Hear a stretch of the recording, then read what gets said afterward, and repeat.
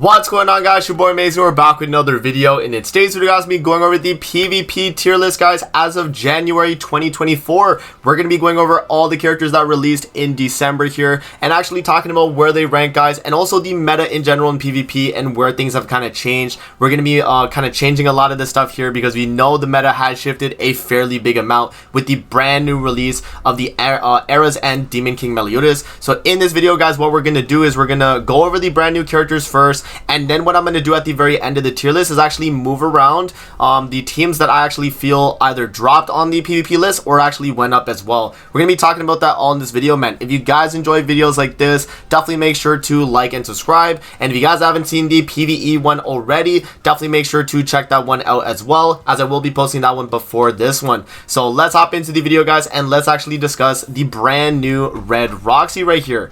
Alright, guys, so this is Roxy of Madness Winter Whirlwind. So let's actually go over her kit here, guys, and let's talk about what she's capable of. So for her kit here, guys, she's going to have the Power Strike single target. This starts at 190%, scales up to the 475. Additional damage equal to the enemy's resistance. For the second skill here, guys, she's going to have a stun card and cancel stance. So on the rank 2, it's going to stun and cancel stance, do 200% of attack. On the rank 3, it's going to do 250. At the rank 1, it's just a regular 200% attack skill. For her ultimate here as well, guys, it's going to be the exact same as the other Roxy, just straight up sever damage right there. So 630% sever at the 1 out of 6. For her unity here, guys, it's going to be the exact same as the blue Roxy as well, where at 1 out of 6 it's going to start at 3%, and the attack related is going to scale up to 10% attack related stats as well. And then for our passive here, guys, the Snowflake Frenzy depletes 2 orbs from the ultimate move gauges of all enemies at the end of the turn when an ally defeats an enemy during the ally's turn.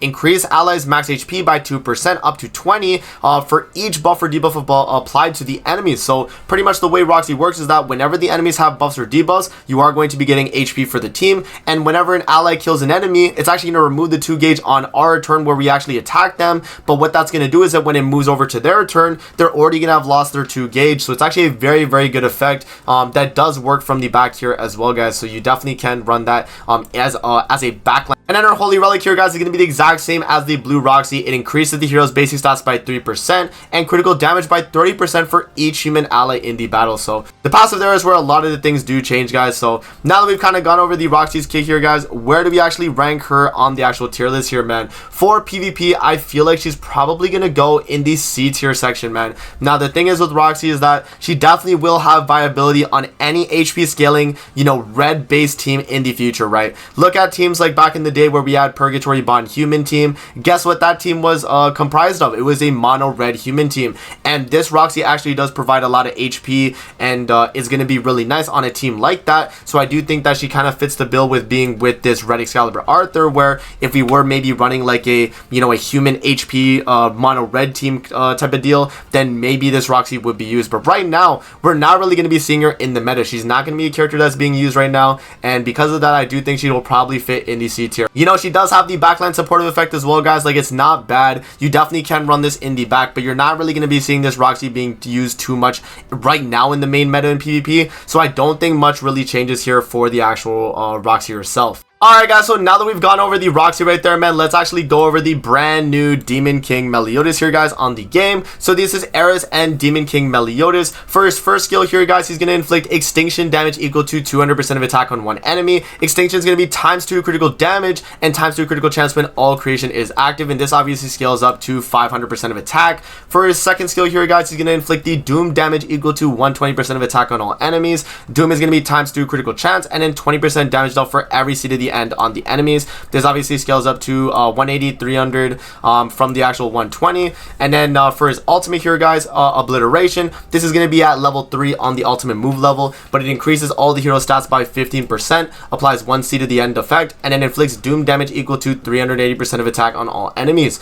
If the hero participating in the battle in the associated hero's commandment activates, that's going to be a thing that does happen now in PvP. So if you run a commandment on the link for melee, you can actually run that commandment as well. If the hero has as protection of the Demon King, their critical defense increases by 12%, and their damage taken from single target attacks will also decrease by 7%, guys. And then the effect on the ultimate here is going to be the exact same as the AoE skill, the Doom effect, where it's times 2 critical chance, and then 20% damage dealt for every C to the end effect on the enemies. Alright guys, now for Meli's passive here, beginning of the end, it's going to apply protection of the Demon King on self at the start of the battle. When an applicable ally uses an attack skill, the target receives 1 C to the end effect up to 3. When the hero uses a skill on the enemy at max stacks, the target stances are removed and the hero gains 1 dark energy. In addition, the hero's basic stats are increased by 7% for every applicable ally participating in the battle, and when the hero's dark energy reaches 4 stacks, the hero removes all of them and gains all creation. Now for the buffs that the character gets, guys, protection of the Demon King is going to remove 1 debuff from allies at the start of the ally's turn, and the hero gains dark energy equal to the number of debuffs removed. The C to the end effect here, guys, is going to be defense related stats minus 10%, removed when the hero uses a skill on an enemy with max stacks.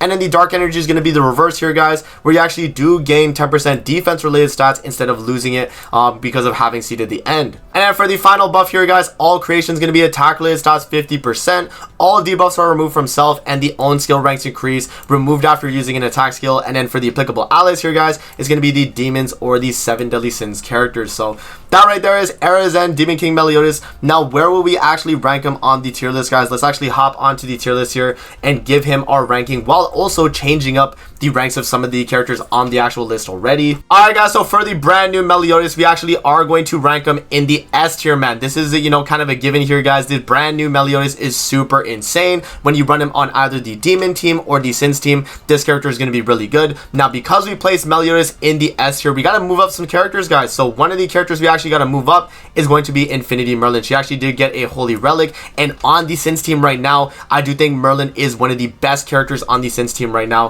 for actually running the team. Now, the best team, in my opinion, is going to be Transcendent Bond, you know, Infinity Merlin, and then the brand new Demon King Meliodas with backline LR Ascanor. So that's going to be the top team right now in the game, in my opinion. You know, you have a lot of CC, you have LR Ascanor coming from the backline. You know, Transcendent Bond is a human, so even if you lose like Infinity Merlin and Meliodas, you do still have Transcendent Bond and LR Ascanor.